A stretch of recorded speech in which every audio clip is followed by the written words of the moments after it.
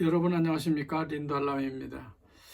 지금부터 2024년 7월 25일 목요일 아침인데요. 한상재와 함께하는 인도네시아 자연이크리오 방송을 시작하겠습니다. 저는 오늘 신문을 펴는데요. 깜짝 놀랐습니다.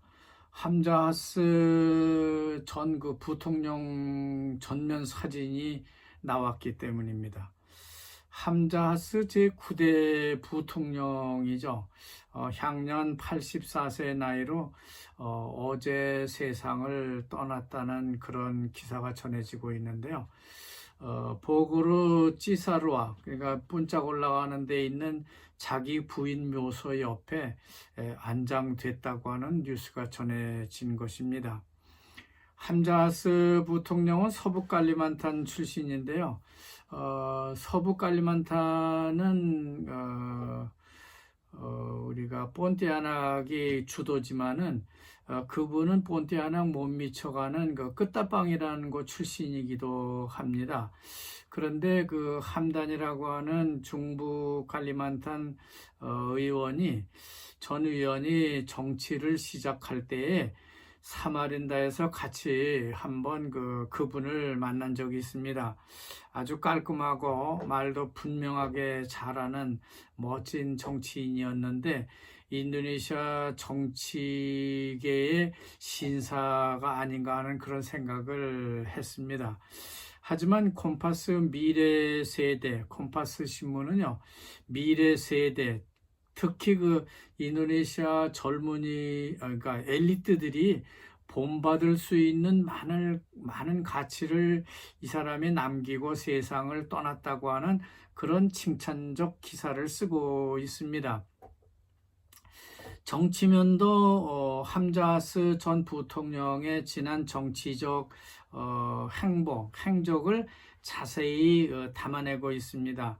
그는 빼띠가라고 하는 통일개발당으로 골가르의 악바르 단중을 물리치고 부통령에 당선된 것으로 유명한 사람이 됐죠. 그 후 그는 메가와티 스카르노 푸트리 전 대통령과 함께 임기를 마쳤습니다만 조용히 정치권을 뒤에서 지원을 할 뿐 외부에 나서는 그런 불상사는 보이지 않고요. 계속해서 정치계와 소통을 했다는 평가를 받고 있습니다. 메가와티 대통령이나 문재인 대통령처럼요, 현실 정치에 계속 관여하는 그런 대통령이 아니었다 하는 것을 말하고 있는 겁니다. 비교적 이 정치에서 물러났지만 뒷면에서 조용히 보조하는 정치계를 돕는 그런 인물로 평가를 받고 있다고 하는 겁니다. 두 분 대통령, 그러니까 메가와티 대통령과 문재인 대통령은 대통령까지 했으면서 여전히 현실 정치에 관여하고 있기 때문에 이런 비교를 할 수 있는 겁니다. 반면에 함자하스는요, 일체 정치에는 관여를 하지 않고요, 그의 밝은 미소를 인도네시아 젊은이들에게 다 보냈다고 하는 그런 칭찬이 되겠습니다. 하여간 반방 유도연호 전 대통령과 조코이 대통령도 그분이 가신 것에 대해서 애도의 뜻을 전달했다고 합니다. 유독 친밀하게 지냈던 메가와티 대통령은 더 슬펐겠죠. 그래서 신문 기사도 많이 슬퍼했다고 전해주고 있습니다. 야콥 전 콤파스 주필과도 가까이 지냈던 사람인데 그 당시의 모습도 소개되고 있습니다. 메가와티 대통령 때 만났던 사진인 것 같습니다. 그러나 메가와티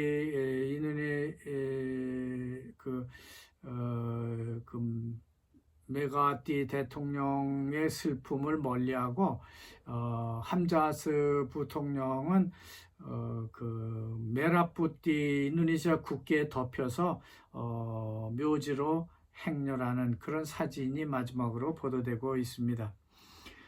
자, 그래도 일면 국제 뉴스란에 보면요, 미국 까말라 해리스 민주당 후보가 약간 공화당의 그 트럼프 후보를 지지도 면에서 앞서고 있다는 제목이 거의 전면을 차지하고 있습니다. 여론조사 결과를 보도하고 있는 건데요. 응답자의 44%가 해리스 부통령을 지지하는 것으로 나타났고요. 42%는 트럼프를 지지하고 있다고 하는 겁니다. 그렇지만 약 2% 차이가 나죠. 그러나 다른 조사 기관의 조사를 보면은 해리스가 45%, 트럼프가 46%로 1% 차이를 내고 있다. 그러니까 오차 범위 내에 그대로 있다고 하는 것을 말해주고 있습니다. 하여간 97%의 미국 국민이 조 바이든 대통령의 후보 사퇴 결정은 참 잘한 것이다. 그리고 미국 민주주의에 상당히 긍정적 영향을 미칠 것이다. 그리고 민주당의 후보가, 그러니까 해리스가 당선될 가능성을 더 높여주는 결정을 했다고 하는데 동의했다고 합니다. 자, 다음 뉴스는 그 이스토라 스나인 운동장에서 가진 하리 끄바야 기념식에서요. 우이대학교 여학생들이 부채춤으로 그날 행사를 선보이는 사진이 인상적입니다. 바틱, 아주 고급스러운 바틱 치마를 입고 위에는 노란 의상을 차려입었습니다만 빨간 부채로 부채춤을 추고 있는 그런 사진을 보여주고 있는데요. 우리나라 부채춤을 똑 따라서 하는 것 같기도 합니다. 부채춤이 우리나라 전통춤인지는 잘 모르겠습니다만 인도네시아도 이제는 그 부채춤을 전통춤으로 자리매김해 나가는 게 아닌가 하는 그런 생각이 들고 있습니다. 그런가 하면 이탄토 지역의 산불 진화 사진이 보도되고 있습니다. 리오주 서부 가리만탄에서 산불을 끄는 장면인데요. 어제 중부 및 남부 가리만탄 그리고 수마트라 남부의 산불과 연무 피해에 대해서 말씀드렸습니다만 콤파스 신문은 오늘은요 서부 가리만탄에서도 산불이 나고 있다는 것을 전해주고 있습니다. 이처럼 인도네시아 건기는요 산불도 문제지만은요 농민들이 논에 쌓아두던 그 볏짚 같은 것을 태우고 있기 때문에 진한 연무가 발생하는 것도 큰 문제가 되고 있습니다. 그렇기 때문에 자바섬, 벼농사를 많이 짓는 자바섬에서도요, 지금 진한 연무가 발생하고 있고 그 피해가 점점 확산되고 있습니다. 사실 연무라고 하는 것은 미세한 먼지라고 할 수 있습니다. 이런 것이 자바 공기를 탁하게 만들고 있다는 것이죠. 이걸 피하려면 마스크를 쓰고 다닐 수밖에 없을 것이고요. 가능하면 집이나 사무실에 공기 정화기를 하나씩 설치해서 좋은 공기를 마시도록 노력해야 할 것이다 하는 생각도 해보게 됩니다. 자, 다음 뉴스는 중부자바 마글랑에 있는 버르보드르 불교 사원을 올라가는 외국인 관광객들의 사진입니다. 인도네시아 학교들이 개학을 했기 때문에 버르보드르 사원을 찾는 대다수 사람들은 학생들이 아니고요. 이곳을 찾는 관광객들은 거의 외국인들이 차지하고 있다고 합니다. 하기야 버르보드르 사원은 발리 휴양지와 함께 세계적인 관광지이기 때문에 그럴 만도 할 겁니다. 하여간 인도네시아는 참 부러운 나라임에 틀림없습니다. 버르보드르 사원을 방문하는 외국인들 사진 밑에는요, 인도네시아가 OECD 국가가 되려고 하는데 미니멈 세율이 장애물이 될 것 같다는 뉴스가 전해지고 있습니다. 이 말은 정부는 기반 확충을 통해서 세율 개선에 힘써야 할 것이라는 것을 권고하고 있는 것이죠. 즉 인도네시아 행정이 개선되고 그러기에는 상당히 시간이 많이 걸리겠습니다만 행정이 일단 개선되고 법 집행이 좀 강화돼서 국민들이 규정을 준수하는 그런 나라가 돼야만 할 것이라는 거죠. 그렇지만 둘 다 그렇게 잘 안 되고 있는 게 인도네시아의 현실이 아닌가 그런 생각이 듭니다. 인도네시아 조코이 정부는 어떻게든 3년 안에 OECD 회원국이 되겠다는 야망을 갖고 있었습니다.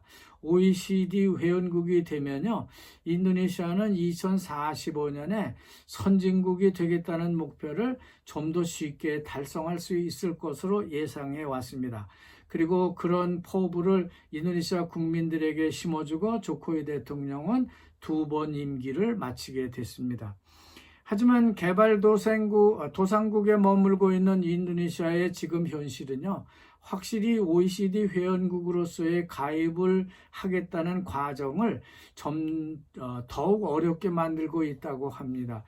OECD가 제시하는 선진국 수준을 맞추기 위해서는요, 풀어야 할 과제, 그런 숙제들이 너무 많다고 하는 것이죠. 그 중에 가장 큰 문제는 과세율이라고 하는 것입니다. 인도네시아는 명목상 수입이 증가는 하고 있지만은 인도네시아 세율은 국제적 표준과 상당한 거리가 있기 때문이라고 합니다. 아직도 인도네시아는 가난한 수준에 머물고 있다고 하는 것이죠. 조코이 대통령 정부는 지난 10년 동안 GDP의 10% 수준에 도달할 수 있는 그런 세율을 갖고 있었습니다. 마지막으로 2023년에 보면은 인도네시아 관세 및 소비 세율은요, 10.31%로 10%를 넘었다고 합니다. 그렇다 해서 OECD 국가들이 인도네시아가 OECD 국가가 되세요라고 초청하는 것이 없다고 하는 것이죠. 하지만 인도네시아 재정으로서는요, 개발도상국을 도와줘야 되죠. OECD가 되면은 개발도상국을 도와줄 만한 여유가 있어야 되는데 그런 건 아니기 때문에 좀 더 인도네시아는 기다렸다가 OECD 회원국으로 초대를 받을 수 있도록 여러 가지 행정과 법률 그리고 세율을 증진시켜야 될 것 같다는 생각이 듭니다. 끝으로 지금 국제 커피 가격이 최고점을 달리고 있기 때문에 커피 재배 및 유통 개선을 할 시기라는 기사가 뜨고 있습니다. 이렇게 좋은 커피 가격이 형성되고 있음에도 불구하고 인도네시아 커피 재배 농민들은 너무 낮은 생산성 그리고 기후변화의 영향을 너무 쉽게 받고 있기 때문에 커피 생산량이 많이 줄었다고 하는 겁니다. 이걸 당장 개선한다는 것은 상당히 어렵겠죠. 이미 늦었다 하는 것은 아닐까 하는 그런 생각도 듭니다. 이미 베트남은 아라비카 커피를 심어서 인도네시아가 세계 4위의 커피 생산국이었는데 베트남이 커피 제4위 생산국이 되었습니다. 반면에 인도네시아는 그전처럼 여전히 그 수준에 머물고 있는 게 현실입니다. 인도네시아는 비료를 공급하는 문제도 잘 안 되고 있고요. 커피에 대한 품종 개발도 상당히 더딥니다. 그리고 가공과 판매하는 유통 과정도 아주 열악하기 때문에 이런 현상이 발생하고 있는 것이죠. 지금 람퐁바랏의 로부스타 그린빈 가격이 키로당 10만 원에서 13만 루피아까지 나가고 있다고 합니다. 그런데 시중에서 로부스타 분말 판매 가격을 보면요, 24만 루피아가 넘고 있다고 합니다. 그러니까 농민들이 파는 그린빈 가격에서 판매 가격은 약 2배가 되고 있다는 것이죠. 이제 로부스타 커피 가격도요, 아라비카 커피와 거의 맞먹는 그런 가격 구조를 보이고 있습니다. 이런 현상은 베트남과 브라질이 크게 역할을 했는데요. 이 두 나라가 기후변화로 인해서 커피 생산이 급격히 감소했기 때문이라고 말하고 있습니다. 하여간 커피도 이젠 그만 마셔야 할 때가 다가오고 있는 것 같습니다. 저도 나이가 먹을 만큼 먹은 데다가 커피 값도 이렇게 계속해서 올라가고 있기 때문에 그렇다는 거죠. 나중에 기회가 되면요, 제가 인도네시아 커피 재배 및 판매 현황 그리고 각 지역에서 생산되는 커피들의 특성을 일목요연하게 요약해서 전해드리도록 하고요. 오늘은 여기서 마치도록 하겠습니다. 여러분 감사합니다.